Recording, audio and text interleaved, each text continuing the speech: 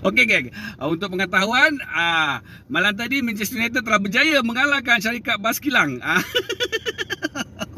Dan untuk pengetahuan korang, kita punya brother Burn ni adalah penyokong setia kepada syarikat Bas Kilang. Jadi kemungkinan hari Khamis ni saya rasa dia mungkin akan bersiar langsung daripada dalam gua lah kan. Aku tak boleh tahan.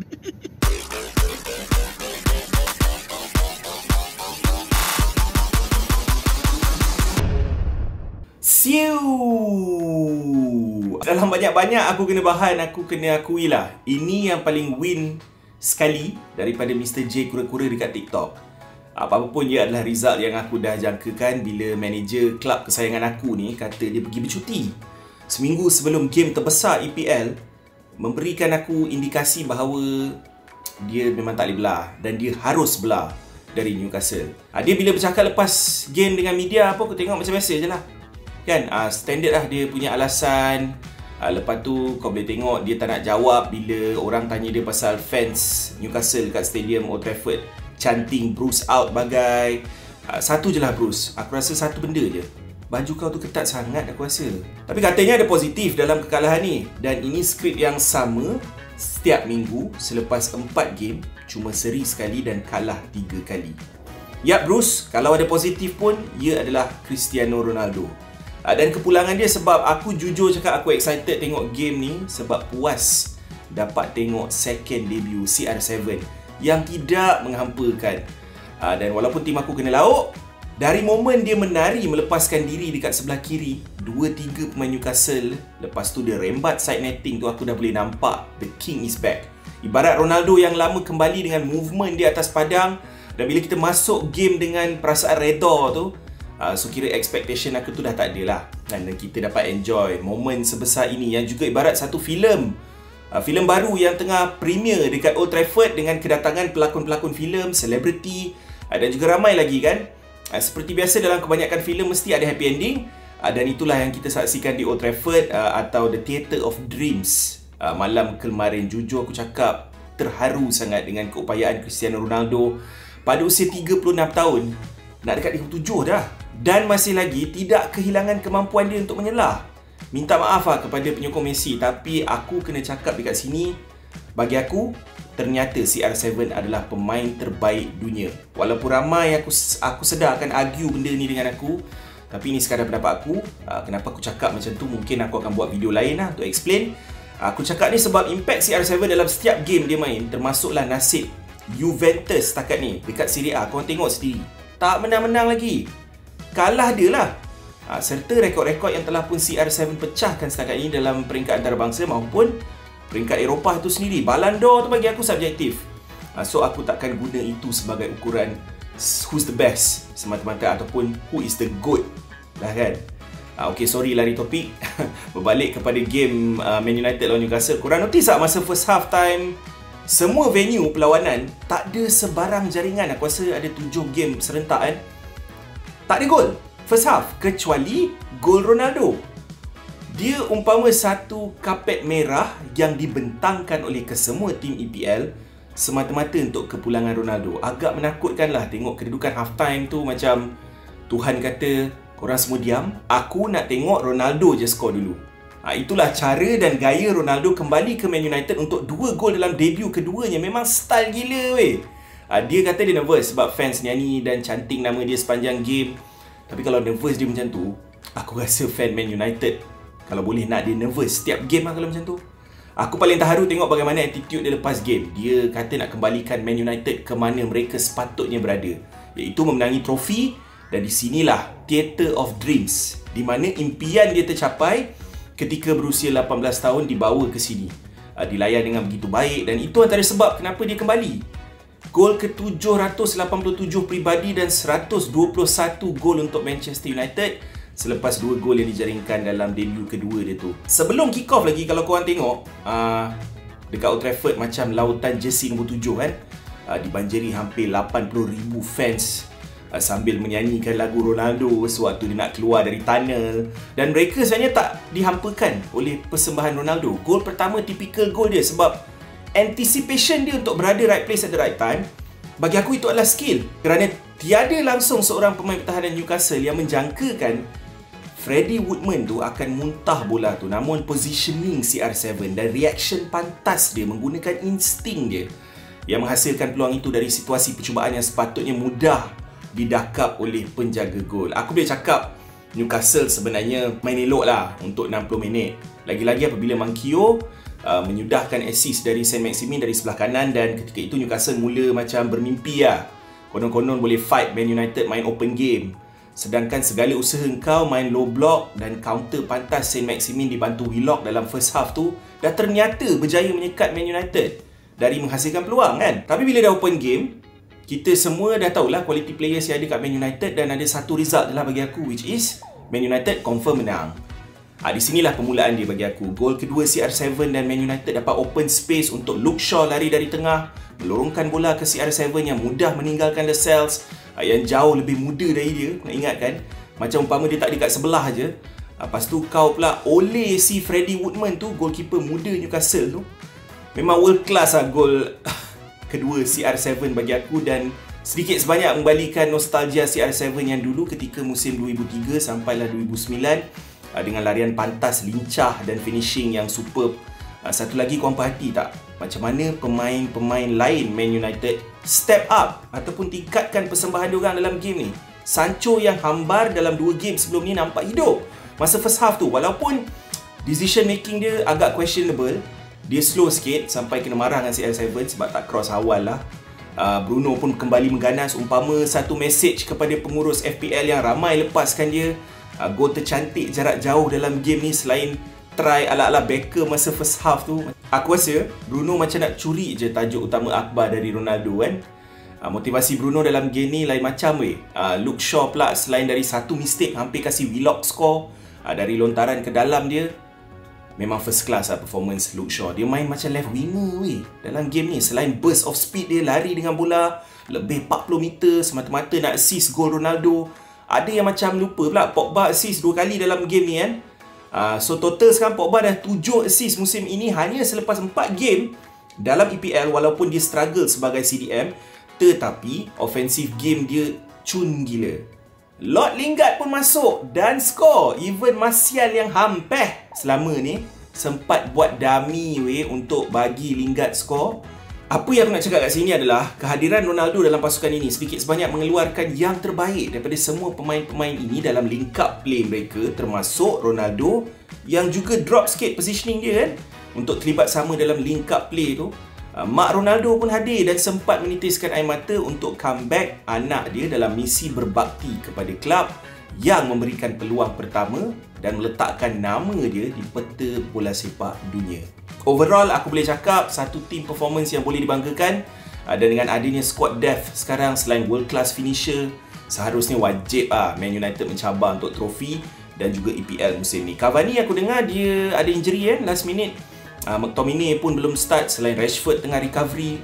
Wow, kalau tak menang juga something, ia boleh dikira satu kegagalan untuk Ole, dan itu adalah realitinya. Chelsea lawan Aston Villa. Apabila Lukaku mendengar berita bahawa CR7 menjaringkan 2 gol dalam debut keduanya, ibarat satu perlawanan tinju bagi aku, kerana Lukaku turun dalam late kick-off dekat London antara Chelsea dan Aston Villa, menyaksikan dia menjawab dengan 2 gol peribadi dalam game tersebut. Aku melihat perlawanan tinju ni akan berterusan sampai game week ke-38 di mana kedua-duanya akan bersaing hebat untuk Golden Boot Premier League. Gol pertama Lukaku merupakan gol debut dia dekat Stamford Bridge, percaya atau tidak, dalam penampilan ke-15 dan percubaan ke-22 baru dapat gol dekat Stamford Bridge weh. Mendy pun top form dalam game ni untuk memastikan Chelsea clean sheet, dan satu benda je lah sedih, debut Saul Niguez sedikit menghampakan.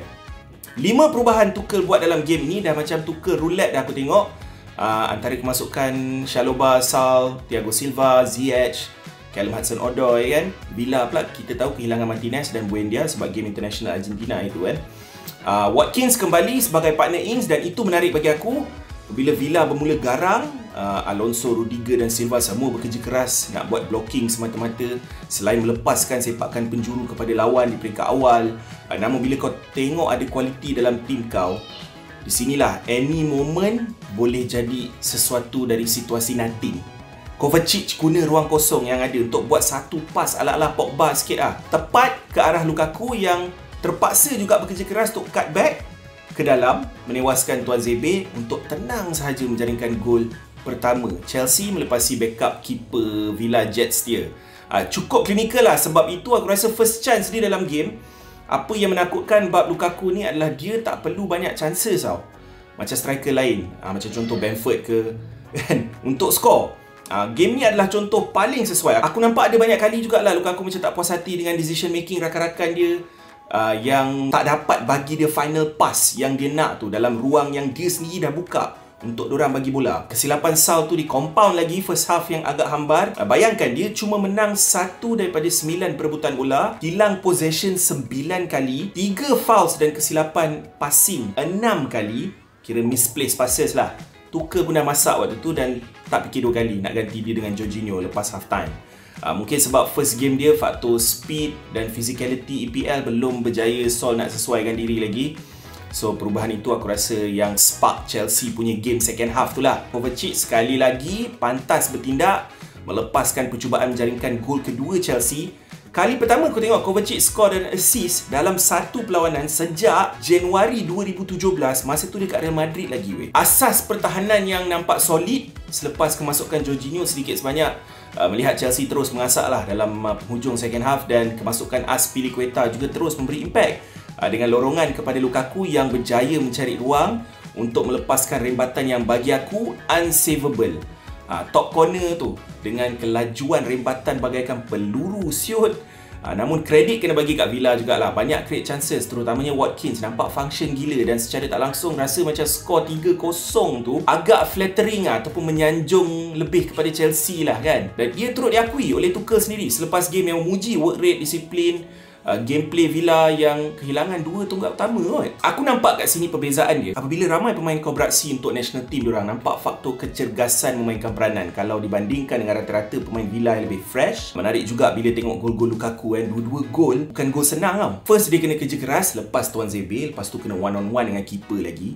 Second pula dia kena make sure body positioning dia ngam sebelum melepaskan sepakan agar bola tidak melewati palang gol, dan ngam-ngam dekat top corner tu. So itulah kualiti yang tak ada kat Chelsea sebelum ni, bab finishing semata-mata, dan meletakkan mereka di prime position bagi aku untuk mencabar title. Last, aku nak cakap aku suka dengan kejujuran yang dipamerkan oleh Tuchel dalam isu Saul diberikan tempat dalam first 11 tu. Dia pantas cover pemain dia, kata salah saya sebab tak bagi dia masa sesuaikan diri dengan game intensity Premier League. Aku yakin dia boleh masuk terus perform. Itu sebabnya aku letak. Itu kata-kata Tuchel ini cuma meyakinkan aku kenapa EPL is the best league in the world. Steady lah Tuchel, jangan jadi macam Bruce. Okey, lain-lain result. Crystal Palace 3, Spurs 0. Wow. Ini result yang mungkin ramai tak jangka, tapi selepas kehilangan Eric Dyer dalam first half dan Tanganga yang memang suka tengok kad aku rasa dari musim lepas lagi, antara punca utama Spurs tewas dengan 10 pemain atas padang. Aku frust sikit lah sebab sekali lagi Spurs bab creating chances sangat hambar. Setakat ni even dalam game week 1, 2 and 3, bila kau tengok balik, walaupun dia menang semua game tu 1-0, tapi tak banyak chances diorang created, termasuklah game ni. First half, Spurs langsung tak ada shot on target atau sebarang shot sekalipun.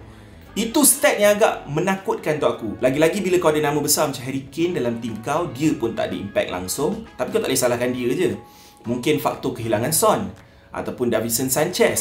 Sekarang kita dah mula nampak kebergantungan Spurs kepada Son. Apa lagi Son minta gaji £500,000 seminggu lah. Tamat dah rekod 100% Spurs. Arsenal pun akhirnya kembali ke jalan yang benar guys, menewaskan Norwich 1-0 di The Emirates. Gol tunggal Pierre-Emerick Aubameyang cukup untuk 3 mata pertama dan bagi sedikit kelegaan lah buat Arteta. Sementara ni lah 7 perubahan Arteta buat compared to game lawan dengan City hari tu.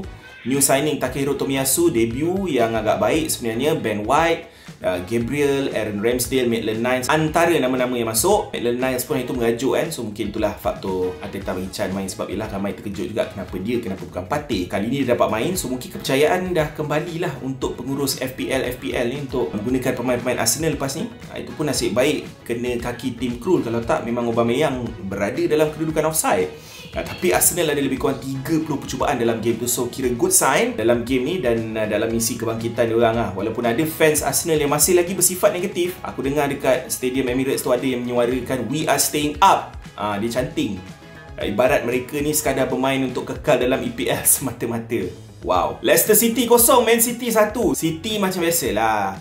Walaupun menang tipis, statistik game menunjukkan banyak shots dan possession selain chances created. Bernardo Silva dengan gol tunggal selepas rimbasan Joao Cancelo di tampan Soyuncu pada ruang kosong di mana Bernardo tu berlega untuk Pep terus catatkan kemenangan dengan lawan yang dikira sukar lah.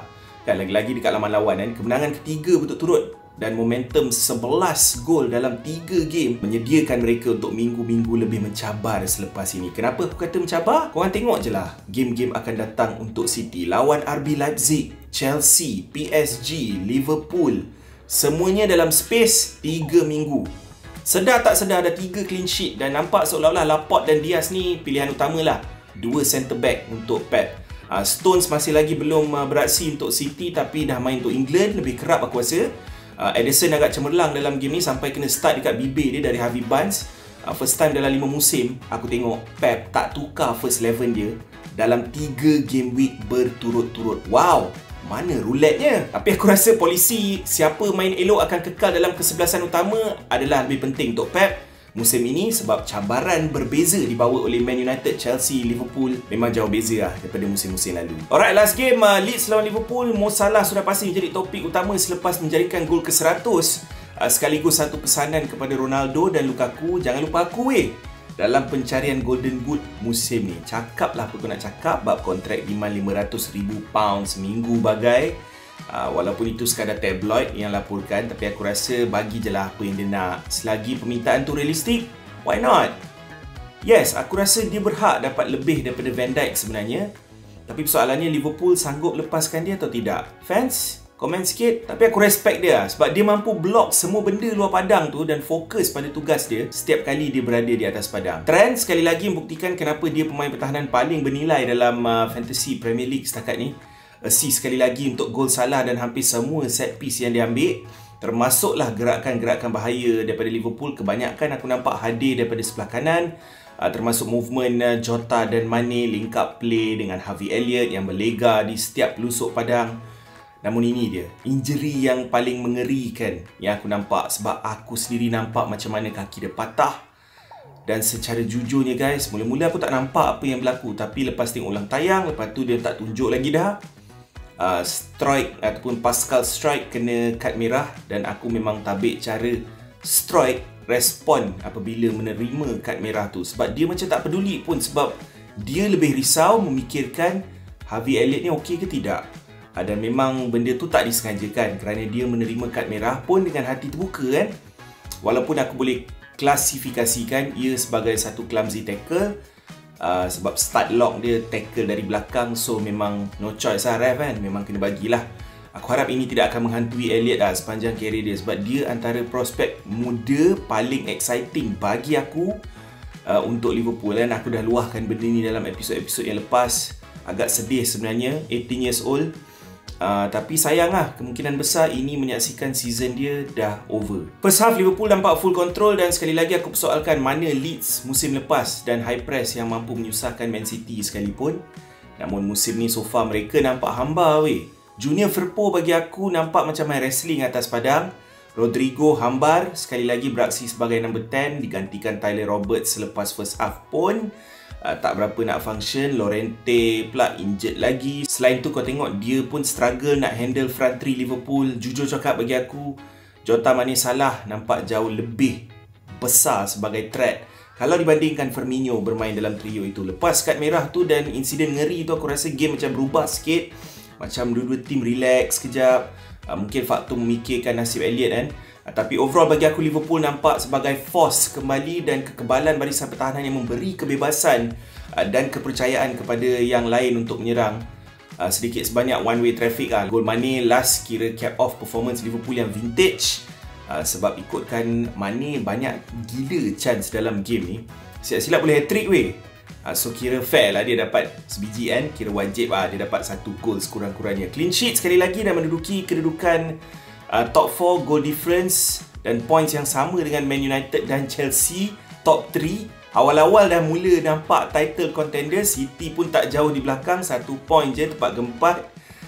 Dan yalah, itu je lah guys untuk minggu ni. Untuk recap game week 4, macam biasa kita raikan pendapat berbeza, setuju untuk tidak bersetuju jika perlu, kerana ini adalah Burn TV.